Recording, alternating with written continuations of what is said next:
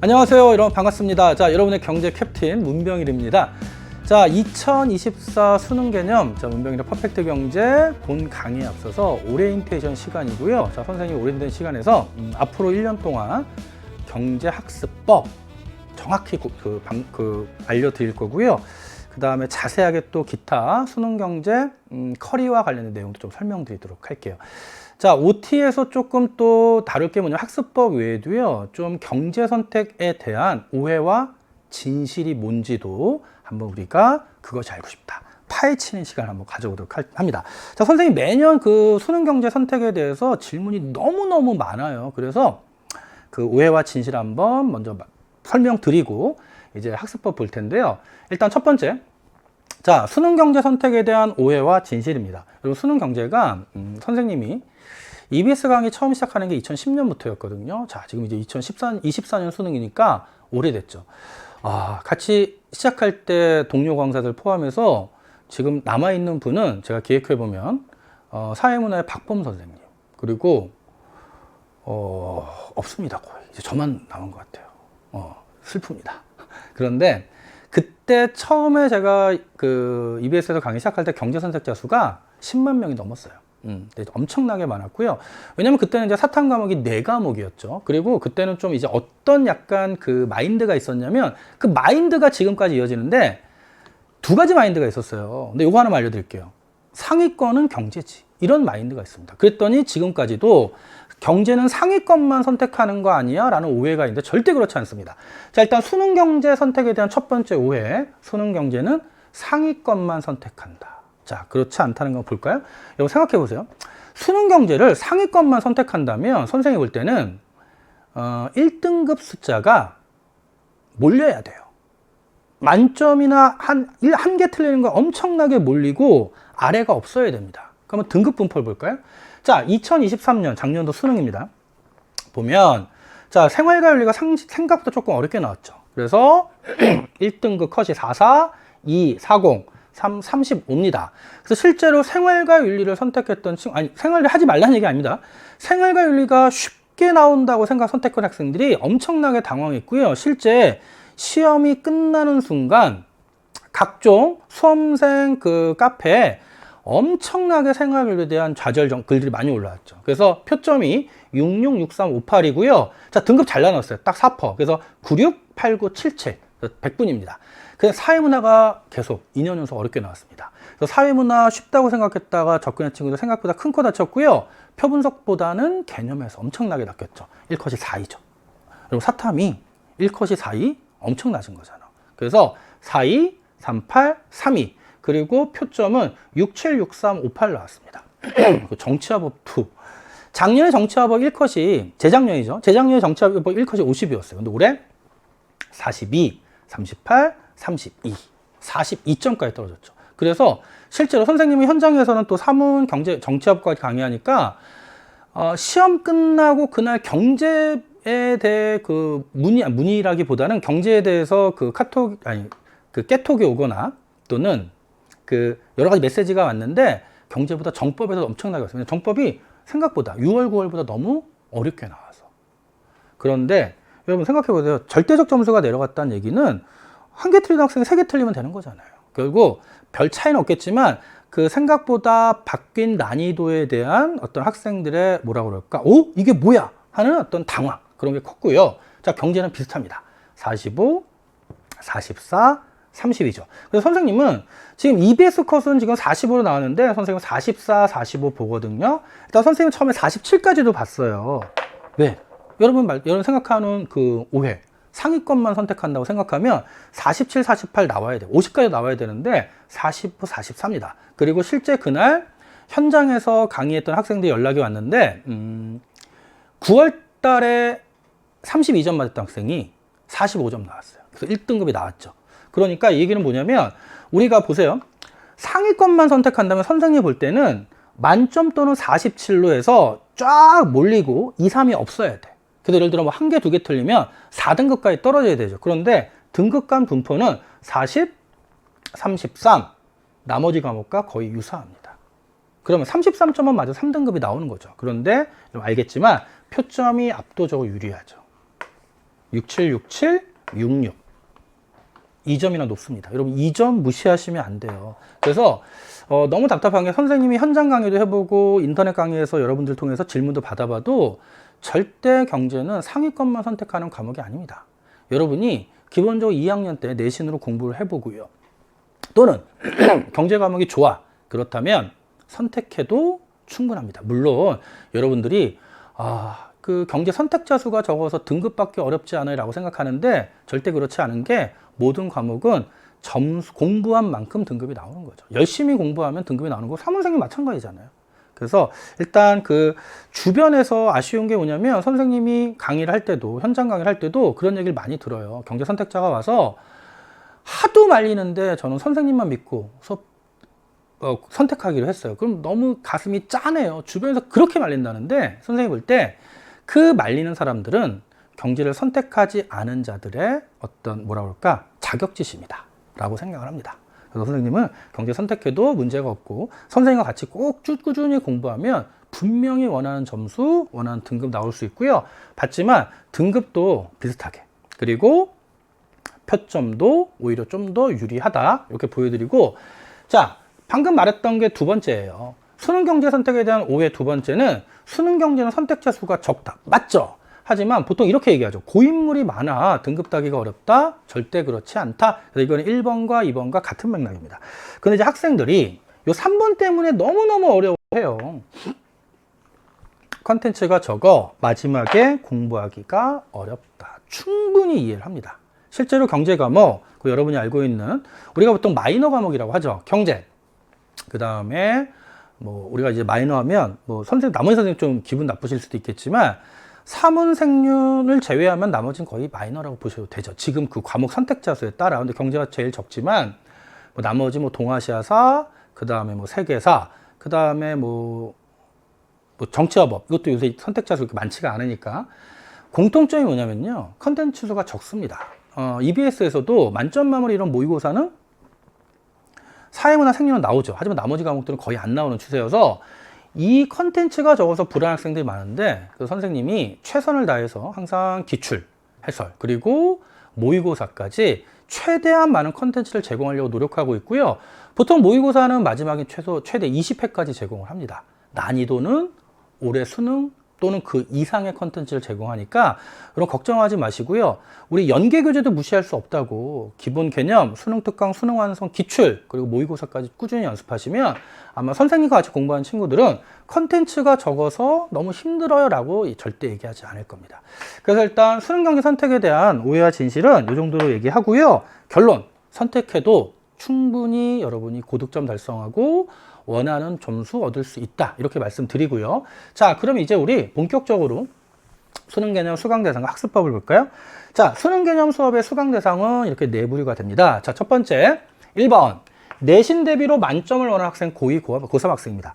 자, 좀 요새 추세가 바뀐 게 어떤 추세가 있냐면 과거에 비해서 수능 경제 선택자 수는 늘진 않았죠. 비슷합니다. 항상 5,000명, 6,000명, 7,000명 사이에서 왔다 갔다 하는데 내신 대비한 학생 수가 늘었습니다. 그 이유가 뭐냐면 여러분 정시의 경제학과 경영학과 갈 때 꼭 수능 경제를 정시 과목으로 수능 과목 선택할 필요는 없어요. 그런데 교육 과정에서 수시에서 고등학교 과정에 경제 과목이 개설되어 있을 때 경제 과목을 수강했냐 여부는 수시에 반영될 수 있죠. 그래서 실제로 학교들이 그런 것 때문에 고등학교 2학년 수업에 경제 과목 개설을 늘렸습니다. 그래서 실제로 학교 선생님과도 커넥션이 있어서 많이 연락을 해보면 과거에 비해서 경제 과목 개설이 늘었고요. 그리고 경제 선택자 수가 내신에서는 엄청나게 늘어났죠. 자, 그러면 내신 경제는 수능 경제 수준을 못 냅니다. 절대. 왜냐면 가뜩이나 선택자 수가 그렇게 많지도 않은데 그렇게 어렵게 는 학생은 다 떨어져 나갈 거 아니야? 그래서 여러분이 내신 대비한 학생들은요. 요 수능 개념 수업만 여러분이 완벽하게 클리어 하시면 완강하고 복습하시면 내신 대비는 완벽합니다. 걱정하지 마시고. 그래서 내신 대비한 학생, 특히 고2 학생들 수능 개념 수업. 그래서 여러분 선생님 게시판 쭉 봐도요. 심심치 않게 올라와요. 수능 개념 수업만으로 전교 1등 했다는 글 많이 올라옵니다. 그래서 내신 대비 학생들이고 또 하나 있어요. 고등학교 1학년 학생들 중에 통합사회 경제 파트가 어려운 학생들입니다. 특히 통합사회 경제 파트가 기회비용 부분과 특히 교육 부분이 가장 난이도가 높게 출제가 되죠. 그래서 여러분들이 통합사회에서 경제 파트가 어려운 학생들은 특히 기회비용 파트 그리고 경제 파트 수강이 좀 도움되고요. 그리고 최근에는 이과를 지망하는 학생들 중에서도 이런 학생들 많아요. 아직은 이제 고3이 아닌 시간 여유가 있으니까 수능 개념, 경제 개념만 한번 쫙 시간 내서 여유 있게 완강한 학생들이 있습니다. 왜? 국어 비문학에서 도움이 되니까. 그래서 1학년 학생들한테도 강의 추천드리고요.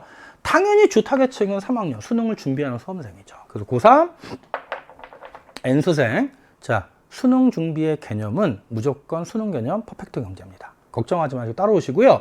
자, 마지막으로, 자, 성인분들 중에 실제 공무원 사회 준비하시는 분들 중에 공무원 사회에서 이제 공무원 과목에서 사회 과목이 완전히 일반 과목에서 빠져서 일반 행정지 포함해서 근데 여전히 기타 몇 직렬은 여전히 포함된 직렬이 있어서 사회문화, 경제, 정치화법을 한 과목으로 20문제를 보는 직렬이 있죠. 그분들 중에 경제 파트는 들으셔도 충분합니다. 왜? 공무원 시험은 무조건 수능 기반으로 출제해야 돼요. 수능 기반보다 조금 쉽게 출제되니까 경제 파트도 공무원 시험 준비생들한테 제가 추천드리고 실제 많이 듣고 계세요. 그래서 일단 수능 개념 수강 대상은 결국 경제 관련 내용은 내신이건 수능이건 다 수강하셔도 됩니다. 걱정하지 마시고. 왜? 모든 개념, 출제될 수 있는 개념 완벽하게 다 정리해 드릴 겁니다. 자, 그러면 수능 경제 경제 학습법인데요.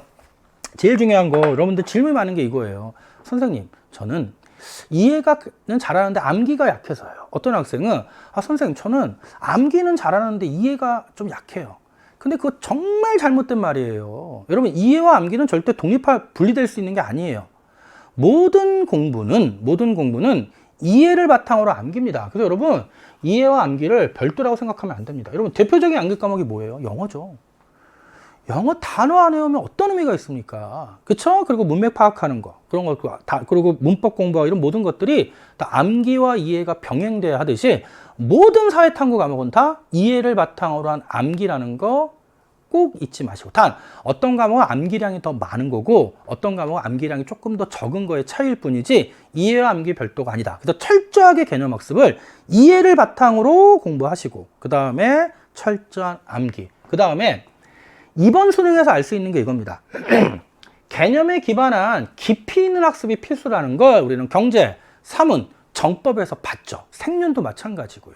주요 과목들. 그래서 여러분 단순한 개념, 그러니까 여러분들이 개념 공부 한 번, 두 번 끝나면 주로 문제풀이에만 집중하는데 그러다 깊이 있는 개념 출제에서 여러분이 낚이면 고득점을 받을 수가 없어. 그래서 결국 개념을 끊임없이 반복하는 거예요. 개념의 반복은 절대로 아무리 강조해도 지나치지가 않습니다. 그 세 번째, 여러분 선생님이랑 수업을 진행해 보면요, 우리 테마별로 문제들이 많은데요, 우리가 30강이라는 강의 한계상 모든 문제를 풀어드릴 수가 없습니다. 그래서 선생님이 따로 너튜브에 문병일TV라고 개설을 해놨고요. 거기에서 수능 개념의 테마별 단원 문제 대부분 다 해설 강의 하니까 여러분 수능 개념 관련 필수 문제 해설은요, 문병일TV에서 제공하고 있어서 거기 가서 교재 그대로 그냥 너튜브는 무료잖아요. 그러니까 그 문제 풀다가 막히는 내용들 또는 문제풀이만 수강하고 싶은 친구들은 여기 통해서 이용하시면 됩니다. 그리고 선생님 다시 한번 강조하는 거,